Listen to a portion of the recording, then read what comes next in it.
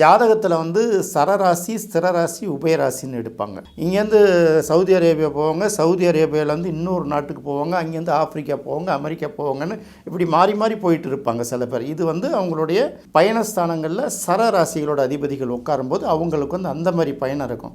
சில பேர் பார்த்திங்கன்னா ஒரு நாட்டுக்கு போவாங்க, ஒரு 5 வருஷம் 10 வருஷம், சில பேருக்கு 2-3 வருஷத்துலேயே கூட பார்த்திங்கன்னா அந்த நாட்டோட குடியுரிமை கிடைச்சிரும். குறைந்தபட்சம் 10 வருஷம், எத்தனை வருஷம் இருந்தாலும் வச்சுக்கோங்களேன். இவங்களுக்கு வந்து இந்த வெளிநாட்டை குறிக்கக்கூடிய அதிபதிகள் ஸ்திரராசின்னு சொல்லுவாங்க. ஸ்திரம்னா மூவ் பண்ணாமல் ஒரே இடத்துல இருக்கிறது. அவங்களுக்கு பார்த்திங்கன்னா வெளிநாட்டு சிட்டிசன்ஷிப் கிடைச்சிடும் சில பேருக்கு. சில பேர் பார்த்திங்கன்னா எங்கே வந்தாலும் திரும்ப ஒரு தடவை ரிவர்ஸில் ஊருக்கு வந்துட்டு தான் போவாங்க. போயிட்டு வந்துட்டு இருப்பாங்கள்ல, கொஞ்ச நாள் இருந்துட்டு திரும்ப அங்கே வந்துட்டு போகிறாங்கல்ல, இவங்களுக்கு வந்து அவங்க ஜாதக அமைப்பில் வெளிநாட்டை குறிக்கக்கூடிய அந்த கிரகங்கள் வந்து உபயராசின்னு சொல்லுவாங்க. ஸோ இப்படி தான் வந்து ஜாதகத்தில் வெளிநாட்டு பயணம் அமைப்பு இருக்கா அப்படிங்கிறத பார்த்து முடிவு பண்ணணும்.